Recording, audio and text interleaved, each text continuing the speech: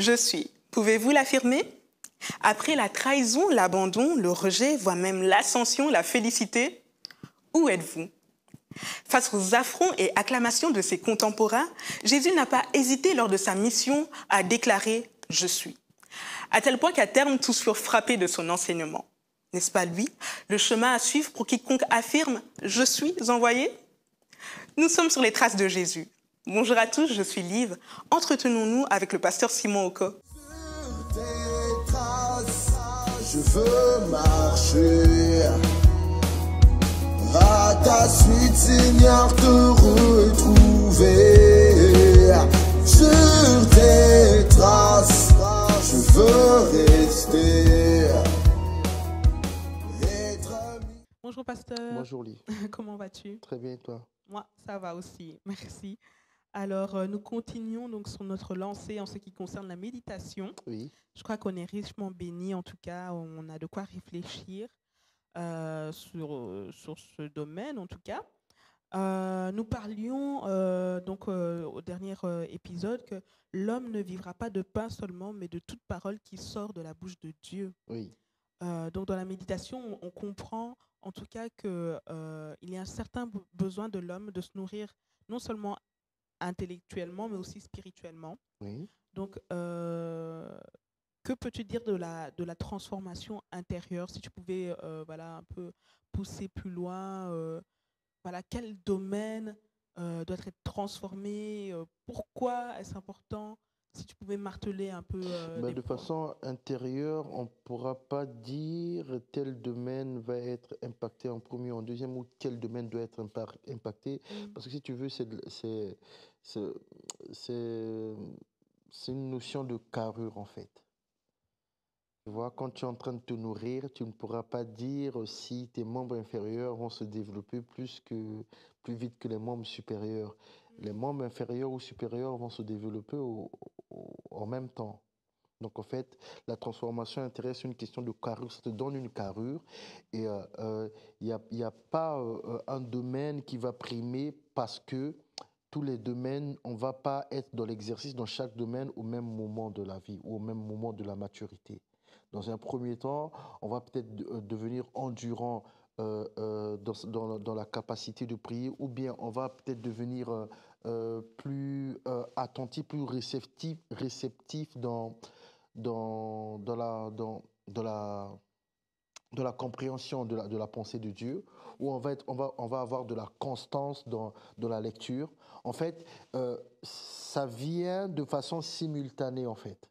Et les domaines qui sont touchés en premier, c'est les domaines qui sont vitaux pour cette époque-là, notamment quand on est en train de grandir intérieurement, on va notamment grandir dans la compréhension de la parole, on va grandir dans l'écoute de la parole, dans l'entendement, on va grandir dans la foi. S'il y a peut-être un domaine qu'on peut mettre en premier, c'est peut-être le domaine de la foi.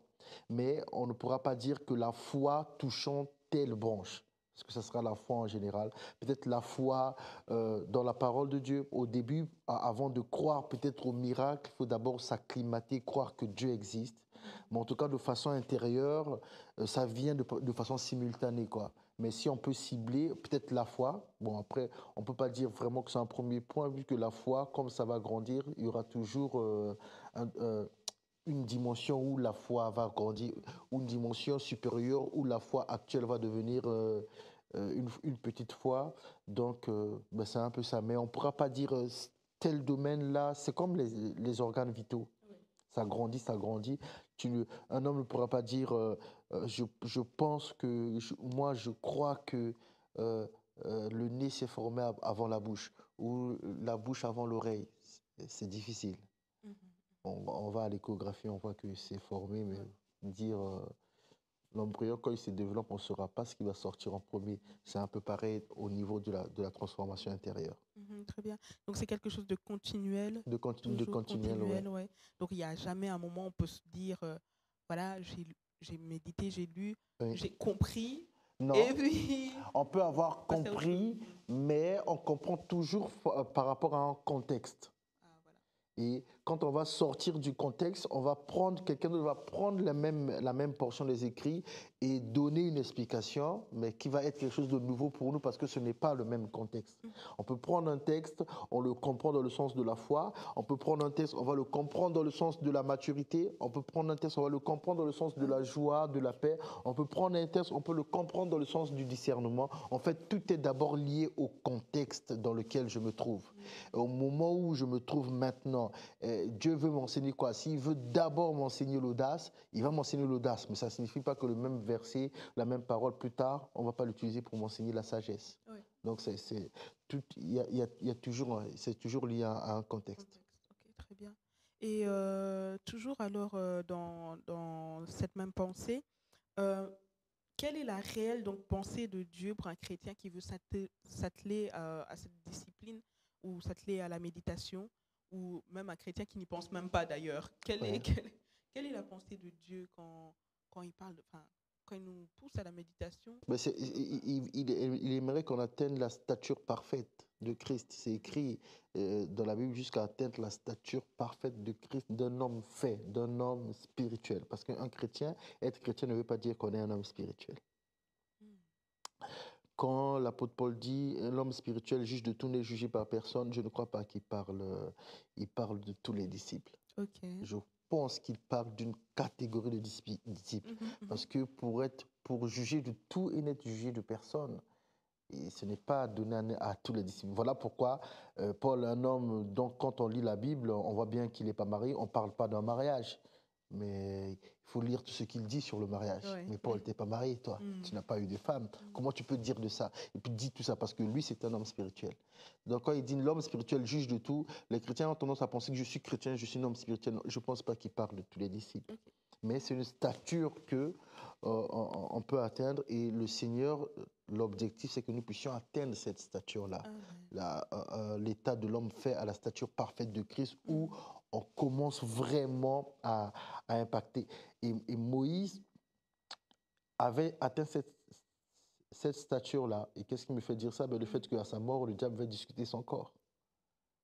C'est quand même intéressant. Il est mort et le diable vient discuter son corps. Et Dieu aussi envoie un ange pour aller s'opposer à cette démarche du diable. Parce qu'il avait atteint une certaine stature. La méditation, ça nous amène à atteindre cette stature. Jésus dit, n'est-il pas écrit dans vos livres que vous êtes des dieux? Mais il faut l'atteindre. Et ce n'est pas donné à n'importe qui. Mais la méditation, en fait, l'alimentation que Dieu prévoit pour ses enfants, c'est dans ce but-là. Quand une lionne amène un lionceau manger, c'est parce qu'elle espère qu'un jour ce sera un lion. Ouais. Donc c'est pareil. C'est pareil, très bien. Et je pense qu'on en avait déjà un peu parlé. En tout cas, on avait touché un petit mot. Donc, on peut comprendre que bien plus que la lecture, il y a donc la méditation. La méditation, c'est un cran plus loin que la lecture. Oui. Et que dirais-tu à un jeune chrétien qui veut méditer, mais qui ne sait pas comment s'y prendre? Souvent, voilà, au tout début de la marche chrétienne, on se pose beaucoup de questions, dont la méditation matin, la nuit, comment je fais? Là, la question, c'est l'aider à méditer ou la question, c'est il se pose des questions sur le moment? Parce que quand on commence à dire le matin, la midi, là c'est surtout le moment. Comment méditer et ensuite le moment? Est-ce qu'il y a un moment opportun pour méditer? Je pense qu'il y a un moment parce qu'il faut quand même être calme, parce qu'on est en train de se poser des questions essentielles. Donc il faudrait quand même un moment où on est calme. Mais déjà le fait que ce jeune chrétien commence à se poser des questions essentielles, ce chrétien est déjà en train de méditer. Ah. Oui. Déjà il dit comment méditer, comment faire pour grandir. Mais là la méditation a déjà commencé. Parce que la méditation ne commence pas quand on a une parole à lire. La méditation commence quand on a un objectif à atteindre. Quand on a parlé à Josué de la méditation, ce n'était pas pour qu'il aille lire.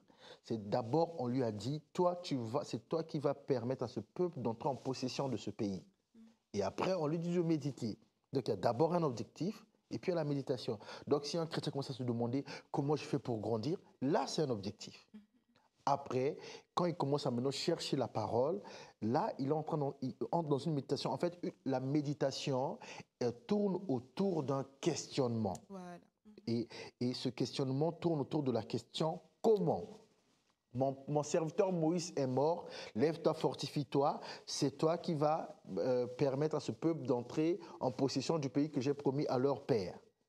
Mais Josué ne demande pas comment, parce qu'au fond de lui, il se demande quand même, il n'ose pas dire à Dieu, mais au fond de lui, il doit se demander comment. Donc Dieu n'attend pas qu'il demande comment, Dieu lui dit, médite cette parole. Donc quand un chrétien commence à se demander comment on médite, comment on fait pour grandir, il est déjà entré dans la méditation. Le problème, c'est que comme il ne sait pas l'objet de sa méditation, il ne peut pas alors atteindre l'objectif. Quand l'objectif n'est pas clair, tu ne peux pas l'atteindre. Donc, si par exemple, on entend dire comment faire pour devenir vraiment un chrétien qui prie beaucoup, en fait, l'objet de sa méditation, c'est la croissance dans la prière. Okay. Mais tant qu'il ne sait pas que l'objet de sa méditation, c'est la croissance dans la prière, mais il va passer son temps quand il sait qu'en fait, ah oui, moi, je veux grandir dans la prière. Automatiquement, mais il commence à chercher tout ce qui tourne autour de la prière. Et il va finir par trouver des paroles de la Bible qui tournent autour de la prière. Il va trouver des exemples où Jésus parle de la prière. Il va peut-être écouter des prédications où les gens parlent de la prière. Il va peut-être commencer à lire des livres chrétiens où ceux qui ont écrit parlent de la prière. Mais il faut d'abord qu'il sache c'est quoi l'objet de sa méditation. Donc, tu veux méditer? Oui, mais ok. En réalité, derrière cette envie de vouloir méditer, quelle est la vraie question que tu te poses? Okay. Il ne faut pas me dire, quand on commence la Bible, on doit commencer à la lire, on commence par l'Ancien Testament ou par le Nouveau Testament? Mais non. Dans quel but? Dans quel but? Si tu te poses la question de commencer par l'Ancien ou par le Nouveau, c'est la preuve que tu n'as pas de but. Puisque les deux parties ne parlent pas des mêmes choses, dans quel but? Dans le but de lire la Bible, ce n'est pas un but. Ce n'est pas un but. Donc celui-là aura du mal à méditer. Mais s'il commence à se poser des questions, mais comment on fait vraiment pour prier 1 heure? Là, ça c'est une personne qu'on peut aider. Voilà. Non seulement, en fait, lui, il ne cherche pas à prier. Lui, l'objet de sa méditation, c'est l'endurance dans la prière. Parce qu'il a dit comment prier 1 heure. Il n'a pas dit comment prier 1 minute. Ça signifie qu'il peut prier 1 minute. Mais quand il dit comment prier 1 heure, c'est-à-dire lui, l'objet de sa méditation, ce n'est pas la prière, c'est l'endurance dans la prière. Donc, il va commencer à chercher des paroles qui parlent de l'endurance dans la prière. Donc, c'est un peu ça. Oui. C'est donc important de déterminer l'objet de sa méditation. Ouais. Et même la question du comment est, je dirais, très capitale. Très capitale, parce qu'en fait, à chaque fois qu'on se pose des questions, en réalité, dans le questionnement qu'on a, il y a la véritable question. Dans le questionnement qu'on a, il y a la véritable question. Quelqu'un va dire, non, comment vous faites pour aller à l'église tous les jours? Moi, j'aimerais savoir comment on fait pour aller à l'église tous les jours. Mais non, ça, ce n'est pas une question. Ta question n'est pas comment on fait pour aller à l'église tous les jours. Tu dois d'abord savoir pourquoi les gens vont à l'église. Voilà. Si tu ne sais pas pourquoi les gens vont à l'église, comment tu vas chercher à savoir comment ils vont à l'église? Non, ça n'a aucun sens. Il faut d'abord savoir pourquoi les gens vont à l'église. Déjà, le fait de te poser la question pourquoi les gens vont à l'église, c'est un signe que toi, tu n'es pas encore dans la maison, tu n'es pas encore un peuple de Dieu. Parce que celui qui est né de nouveau ne se posera pas cette question, l'église va l'attirer. Donc les gens se posent des questions, je ne comprends pas, ils vont à l'église comme tout le temps, moi, je n'y arrive pas. Mais est-ce que tu es né de nouveau? Est-ce que tu es réellement né de nouveau? Parce que si tu es né de nouveau, cette question ne se posera pas. Cette question ne se posera pas. Vous allez demander à les filles de vous expliquer pourquoi elles se maquillent. C'est impossible. Depuis tout petit, il y a des enfants qui imitent leur maman, qui mettent du rouge à lèvres. Il y a des choses qu'on n'explique pas. Pourquoi? On est né dans un environnement, on observe l'environnement, on va chercher à faire comme l'environnement. Tu es né de nouveau dans l'environnement de Dieu, tu sauras que chez moi, je ne suis plus à ma place. Donc, il y a un questionnement. Et comment c'est important?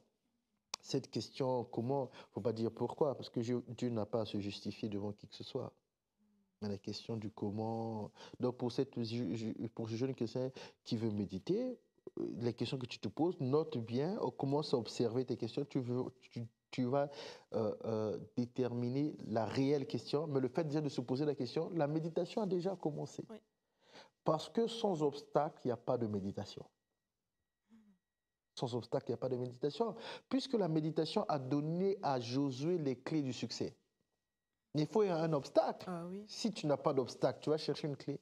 Il faut qu'il y ait une porte fermée devant toi pour chercher la clé. Mhm. Donc il faut qu'il y ait des obstacles. La méditation n'est pas un mood, n'est pas quelque chose que l'on fait. Ah, je vais méditer, mais pourquoi? Mhm. Ah, pour grandir. Mais non. S'il n'y a pas d'obstacle, comment tu vas persévérer? Oui, Josué avait un grand obstacle. Moïse avait un obstacle. J'ai quitté l'Égypte, j'étais dans le palais royal et je vais revenir comme ça dire je suis prophète. Et qui va croire? Dieu a dû faire de lui un prophète. Tu as grandi dans la maison de Pharaon, ok, va leur dire je suis mon envoyé. Parce que Dieu, c'est là où il a grandi dans la maison de Pharaon. Là, tout le monde sait qu'il est impossible qu'on lui ait parlé de Jésus. Comment lui sait que c'est je suis? Donc il faut un obstacle. S'il n'y a pas d'obstacle, il n'y a pas d'objet de méditation. Très bien, très bien. Donc il y a un obstacle. Ok, l'obstacle est important, la question du comment est importante aussi. Et une fois qu'on y est, bah, le processus est enclenché. Encore, celui qui se pose des questions a déjà commencé à méditer. Ouais. Ce n'est pas parce qu'il n'a pas encore la Bible entre les mains. Mhm. Rien que de se poser la question, il a déjà commencé à méditer. Mhm.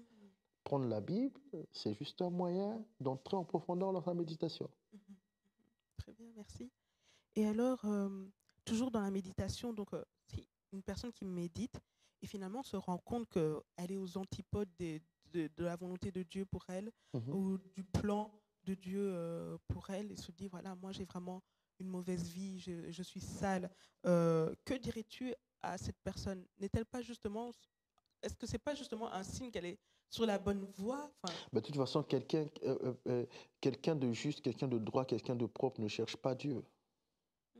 Quand quelqu'un cherche Dieu, il y a toujours un problème. Nicodème, docteur de la loi, a un gros problème maintenant. Comment je vais faire pour aller au ciel?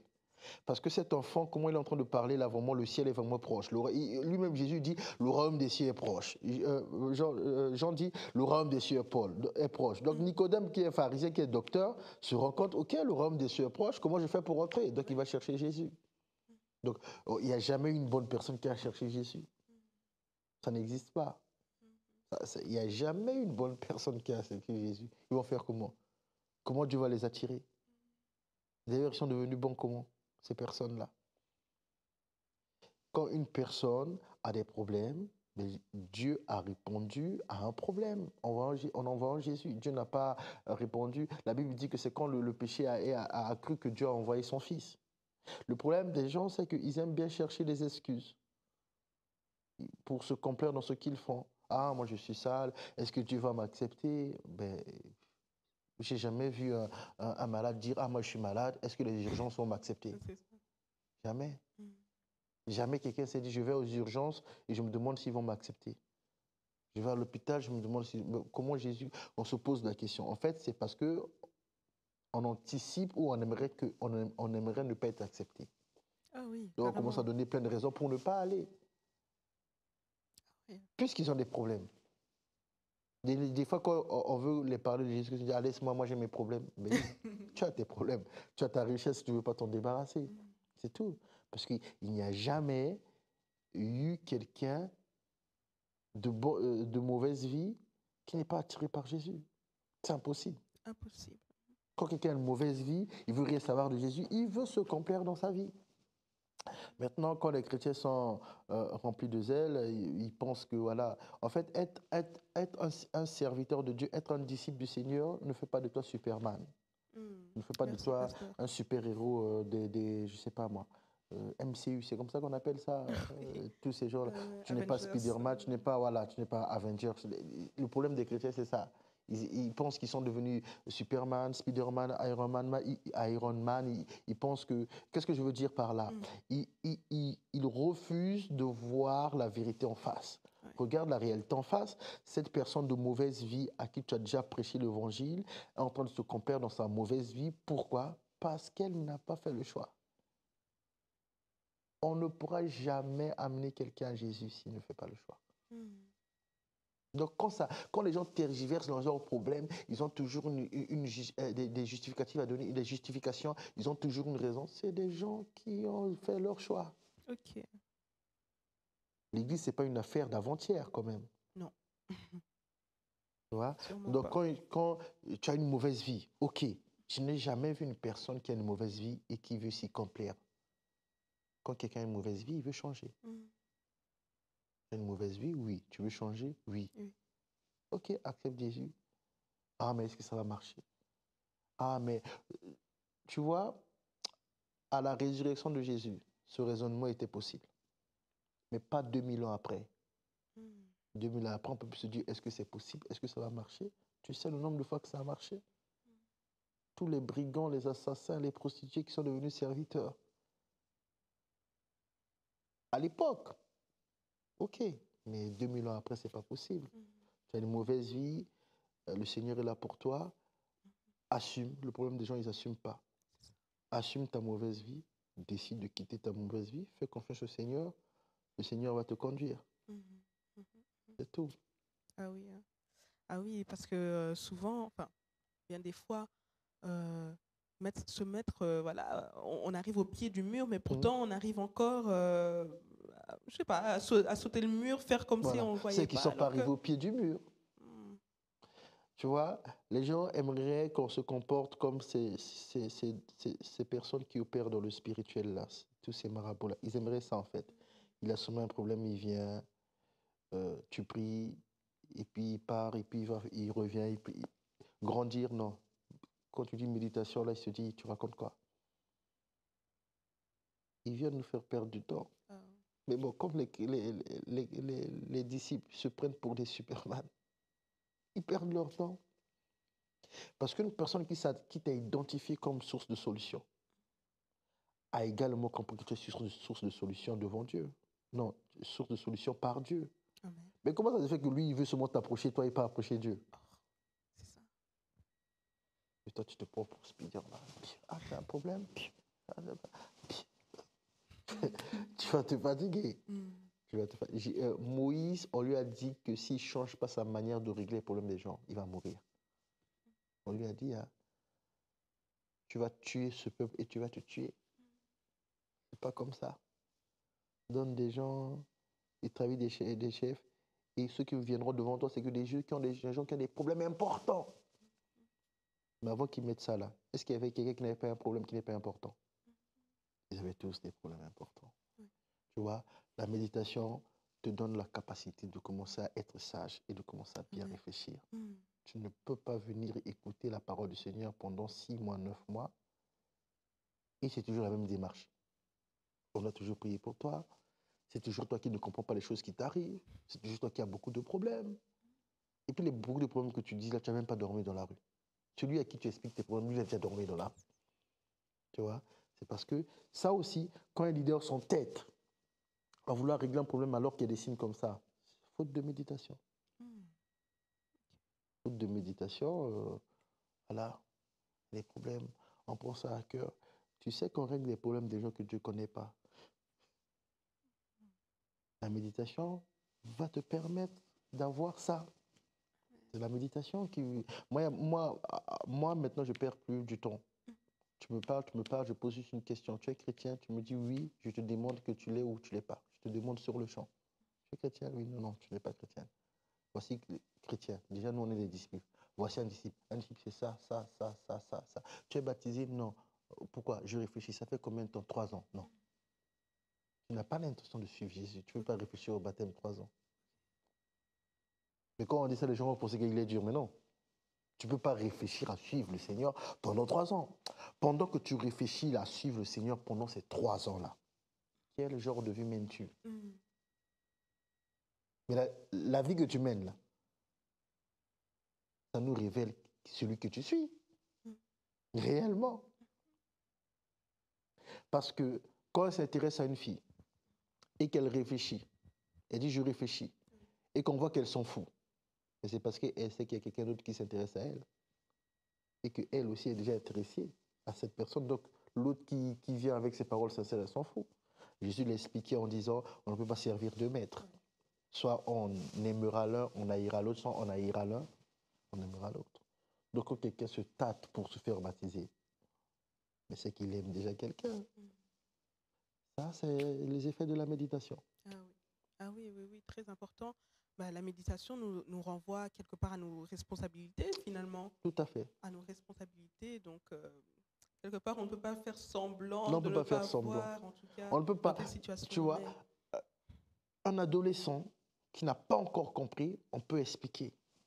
On peut comprendre parce qu'il y a l'adolescence, il y a encore, on se dit oui, ouais, mais si moi je vais là-bas, je ne vais pas suivre. Ouais, mais moi, toutes mes copines, mais une personne qui a plus de 25 ans, 28 ans, 32 ans, on est là encore à t'expliquer. Et tu es là, tu te tâtes pour le baptême. Non, non. Parce que c'est le premier pas qui consiste sur le Seigneur. Tu te tâtes pour le baptême, mais tu ne te tâtes pas pour les prières. Et celui qui fait ça, faute de méditation, et motivé par je vais régler le problème. Je dis, mais tu règles quel problème? La personne ne suit pas le maître. Comment cette personne peut suivre le maître et être dans tous ces problèmes-là? Jésus a dit, voici, je suis avec vous tous les jours, jusqu'à la fin du monde. Ça, c'est quel Jésus qui est incapable dans la vie d'une personne. Ça, c'est la méditation qui te permet de raisonner comme ça. Si tu médites, tu ne vas jamais raisonner comme ça parce qu'il faut avoir l'audace de dire ça. Il faut avoir l'audace de penser ça. Il faut avoir l'audace d'affirmer ça. C'est pour ça que les gens disent, ah, mais les pasteurs, ils sont pas fous, ils ont juste médité. Oui. Quand tu as médité, tu te rends compte, mais non. Si on fait ça, on va tourner en rond. Oui. Je ne parle pas à quelqu'un qui a 12 ans, quelqu'un qui a 16 ans, qui habite chez ses parents, que le papa met la pression. Donc, il a peut-être peur de... La personne a peut-être peur de... je vais me baptiser, papa n'est pas d'accord, moi je ne pourrais pas vivre comme ça. Ouais, c'est une adolescente, il a 16 ans, on peut comprendre. Mais tu en as 32, tu en as 34, tu vis seul. À un moment... Non, il faut décider. Oui, il faut décider. Le choix, c'est important, sinon ça ne va pas aller. Oui, ça ne peut pas être très cru dit comme ça, mais à un moment, oui. C'est la vérité qui prime. En tout cas, on en a tous besoin pour avancer. Amen. Amen. Merci beaucoup, pasteur, pour cette session, pour cet épisode. Et on continuera sur notre lancée plus tard, alors. D'accord. Merci. À la prochaine. À la prochaine. Sur tes traces, je veux marcher. À ta suite, Seigneur, te roule.